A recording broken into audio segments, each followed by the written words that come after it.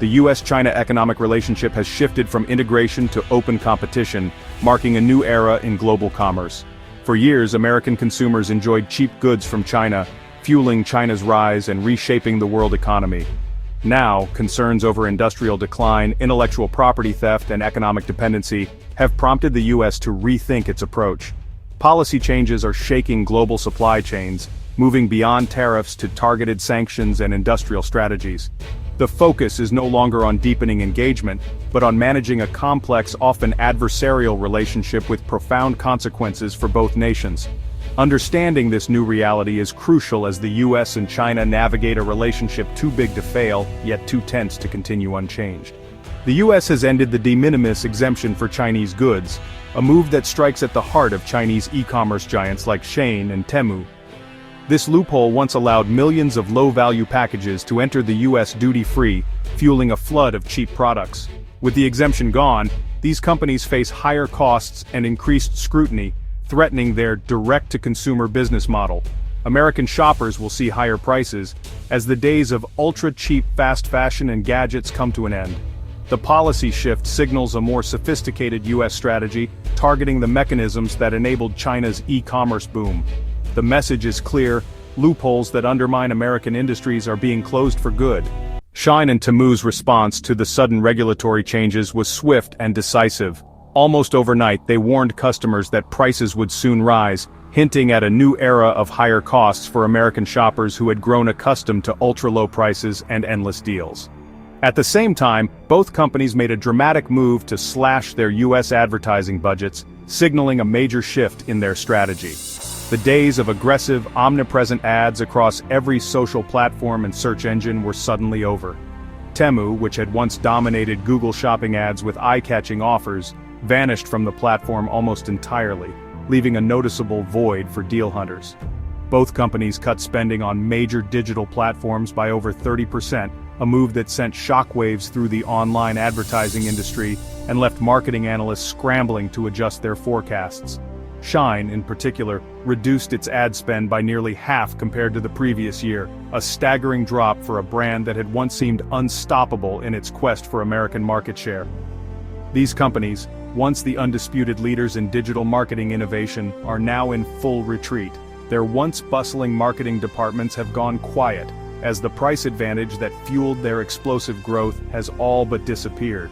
The loss of the de minimis loophole, a key factor that allowed them to ship goods cheaply and avoid hefty import taxes, has made the already expensive process of acquiring US customers nearly impossible to sustain at scale.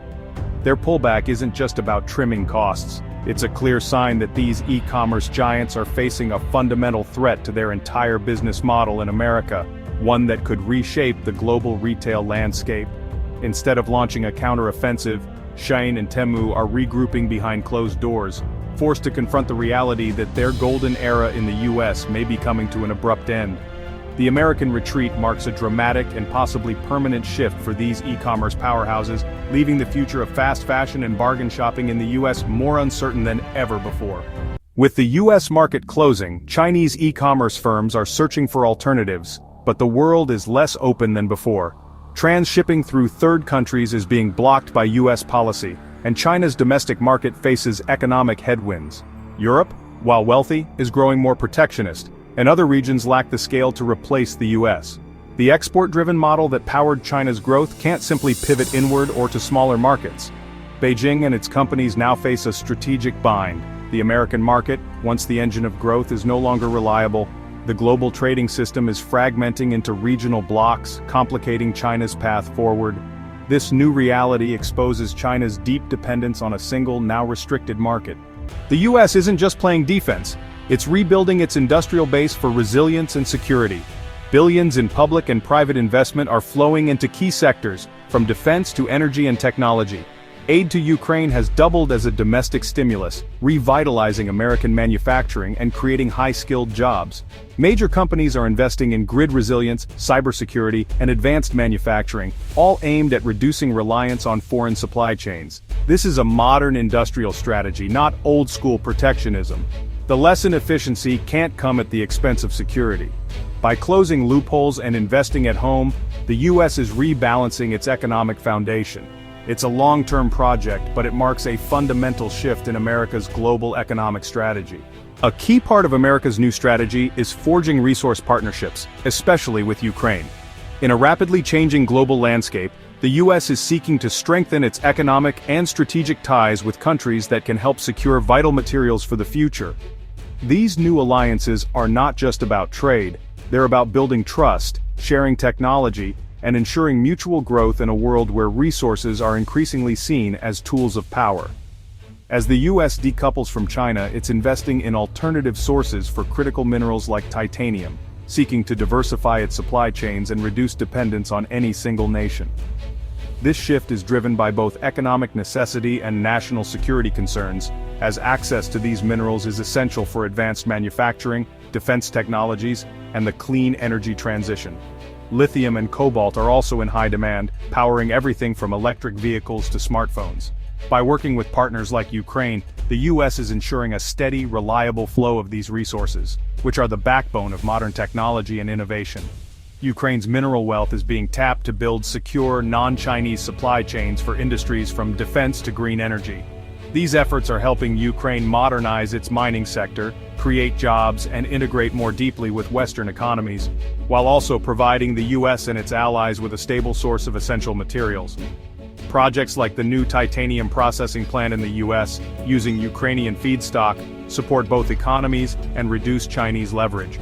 These joint ventures are setting new standards for transparency, sustainability, and technological cooperation, ensuring that both nations benefit from the partnership. This is part of a broader push to help allies develop resources and integrate them into Western supply chains. By sharing expertise and investing in infrastructure, the U.S. is helping its partners unlock their full potential and become key players in the global economy. The U.S. is playing offense, building resilient networks with trusted partners, not just imposing tariffs. This proactive approach is designed to create a more stable, predictable, and secure environment for global trade and innovation. The Ukrainian connection is a model for how America aims to secure the building blocks of future industry, through collaboration, shared values, and a commitment to long-term prosperity for all involved. The United States is actively dismantling the old economic order that has shaped global trade for decades, ushering in a new era defined by strategic competition, resilience, and the forging of fresh alliances. This shift is not just about tariffs or trade wars, it's a fundamental reimagining of how nations interact, invest, and secure their futures in an increasingly uncertain world. The end of the de minimis exemption, a surge in domestic investment, and the pursuit of new resource partnerships are not minor policy tweaks. These are foundational changes that signal a decisive break from the past, aiming to rebuild critical industries, secure supply chains, and reduce reliance on foreign powers for essential goods and materials. Where economic interdependence was once celebrated as a path to shared prosperity, it is now increasingly viewed as a source of vulnerability. Companies and governments alike are reassessing risks, rethinking global strategies, and preparing for a world where old certainties no longer apply. For China, this means confronting a world that is less open to its exports and more skeptical of its economic ambitions. The country faces a difficult transition, shifting its focus toward boosting domestic consumption, fostering innovation, and striving for greater self-sufficiency in key sectors. Meanwhile, the U.S. is betting on a more secure and sustainable economic foundation. This involves reviving domestic manufacturing, investing in renewable energy, and accepting the reality of higher prices and challenging industry revivals as the cost of greater security and independence. The global market is fragmenting into competing blocks, each developing its own rules, standards, and supply chains. This fragmentation is reshaping the flow of goods, capital, and technology, creating new winners and losers on the world stage. In this new landscape, countries and companies are being forced to make difficult choices, aligning with one bloc or another, navigating shifting alliances, and adapting to a more unpredictable, competitive environment where the stakes are higher than ever. The US-China economic dance has fundamentally changed. It's more guarded, more competitive, and every move is scrutinized by a world eager to see what comes next. As the balance of power shifts, the global community is watching, waiting, and preparing for a future that is anything but certain.